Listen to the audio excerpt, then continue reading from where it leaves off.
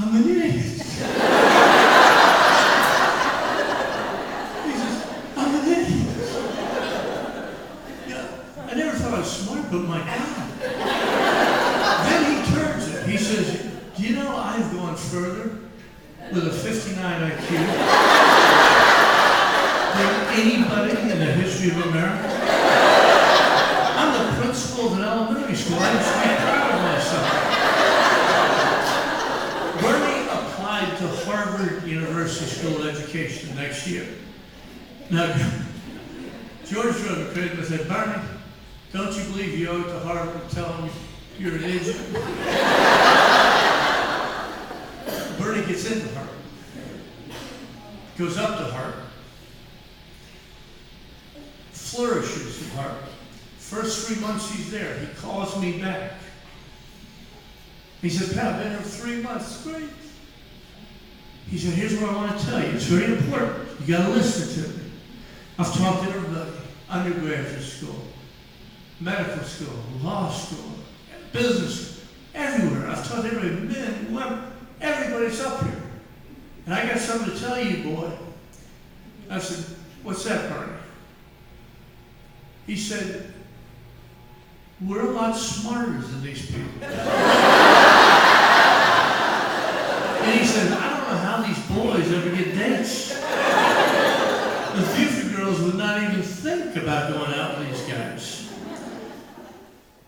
Bernie compounds my little practical joke.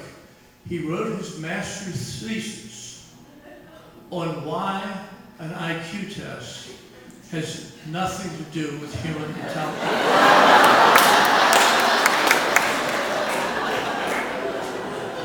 And Bernie went around the country giving speeches on this subject and became a leading expert in debunking IQ tests.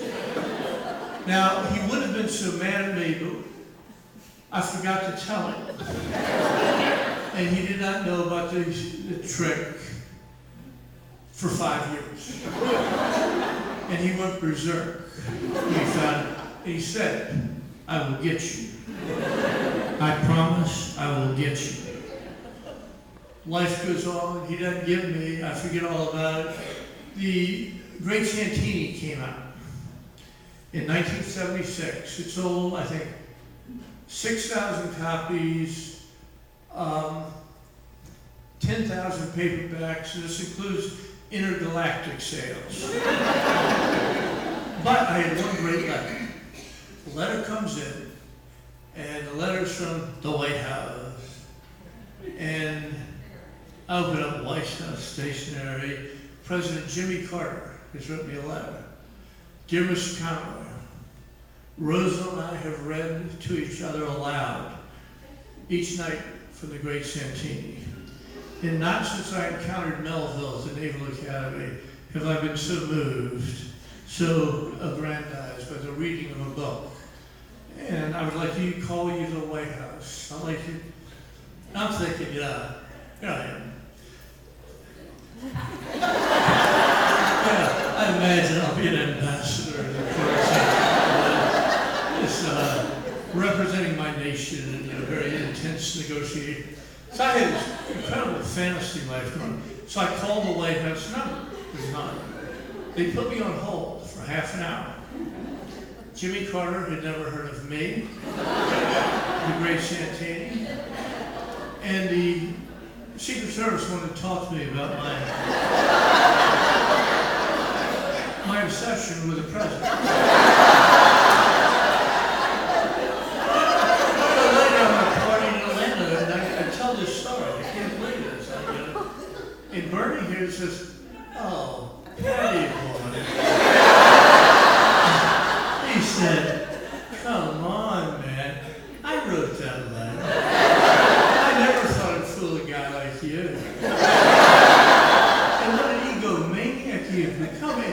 Why would the President of the United States, busy negotiating nuclear peace settlements and distant wars and taxation, education all over the United States, why would he take time to read a book no one else in America?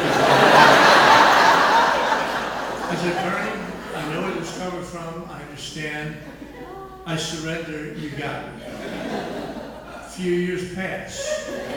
Lords of Discipline comes out. 10,000 hardback. 20,000 paperback.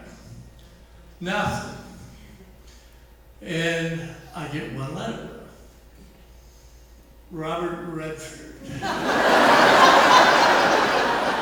Robert Redford writes from the Wildwood Studios.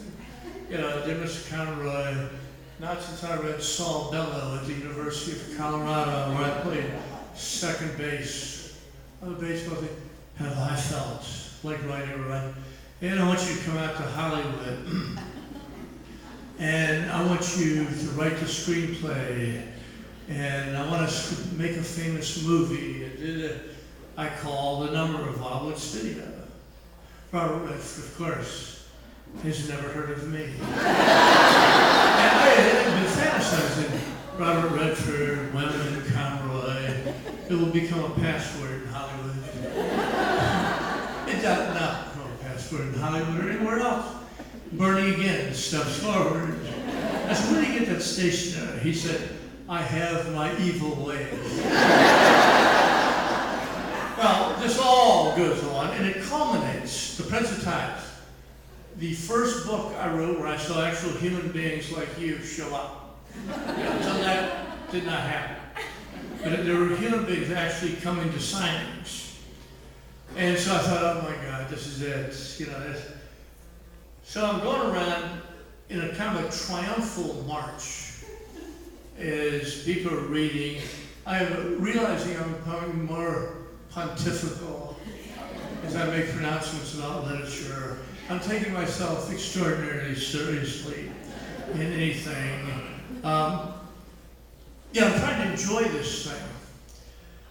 When I come back to a hotel room in Seattle one night, and I get this note that says, call Barbara Streisand.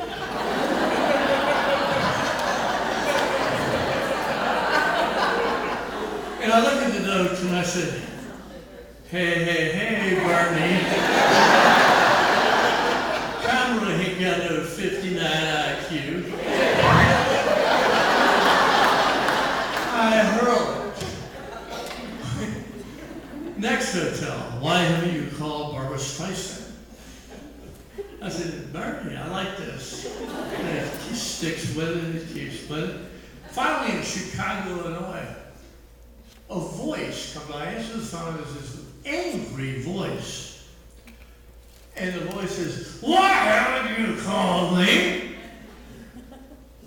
Everybody calls me.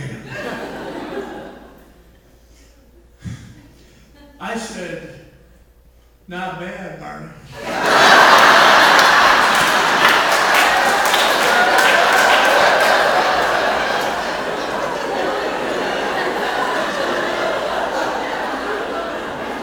I said,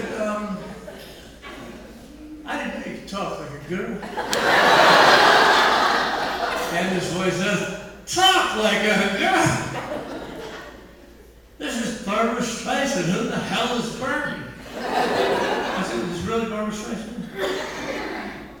And I said, okay, prove it. Sing the first line of People.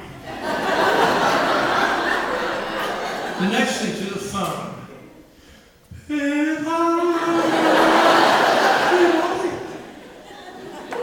Streisand, I beg. And I now have to explain to you about the lousy friends I made in high school and the decisions that led me to tell you this tonight. Now, the one thing that has been a surprise in this career especially has been Hollywood. I want to tell you all. And I don't know if any of y'all write, have dreams of writing. I didn't know Hollywood would be any part of this. And it especially helped me with The Great Santini. My father went berserk when that book came out. My mother went berserk. My whole family went berserk. And I had no idea.